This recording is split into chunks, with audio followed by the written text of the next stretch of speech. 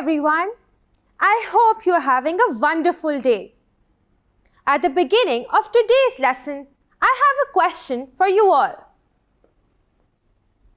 Have you ever heard the name Sheikh Sadi? Sheikh Sadi, like Homer or Shakespeare, was a great storyteller. He was born in the year 1184 in Persia. However, his incredibly influential works have garnered praise from all over the world. Sadi traveled from India in the east to Tripoli in the west and formulated the Gulistan. The Gulistan, which translates to the flower garden, is referred to as a great work for all times and is known as the landmark of Persian literature. The Gulistan of Sadi has won the admiration of many European scholars. One of these scholars is Ralph Waldo Emerson, an American essayist, and who wrote about Sadi that he speaks to all nations and is perpetually modern. This means that the works of Sadi are still relevant in today's age. Emerson thought of the Gulistan as one of the Bibles of the world, as he found in it the universality of moral law. The Gulistan, translated in Latin and English, became a love for the people. It is interesting to note that English scholars use Sadi's translated parables, which are simple stories designed to teach in their divine books, till it was discovered to be an English translation of a Latin version of Persian origin.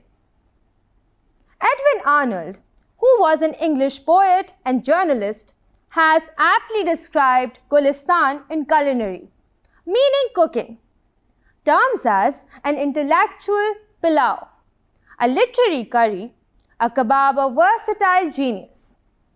According to him, the readers are sure to enjoy these parables as food for thought.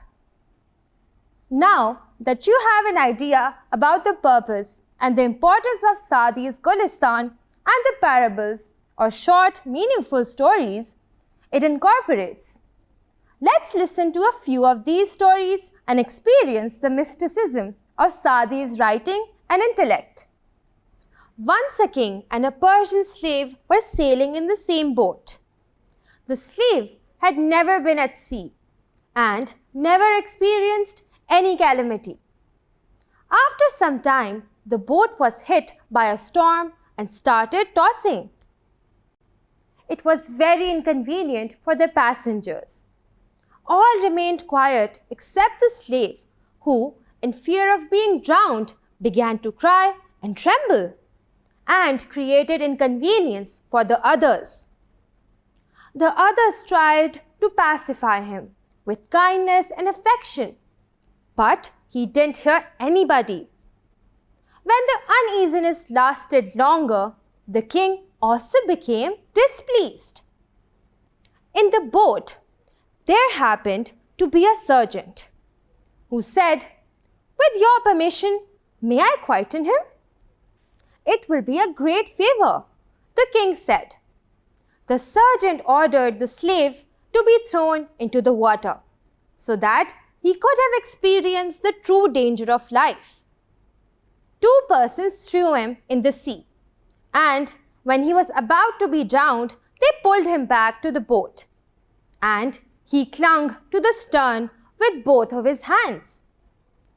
Then he sat down and remained quiet.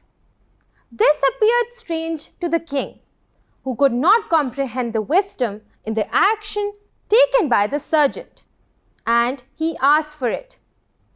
The sergeant replied, before he had experienced the danger of being drowned, he knew not about the safety of the boat. A man does not realize the worth of safety from the misfortune until he has tasted it. So friends, do you agree with sergeant that a man doesn't realize the worth of safety until he is in danger? Well, on this note, we will end this part. Catch up on the next video to indulge in more literature from the Gulistan of Sadi.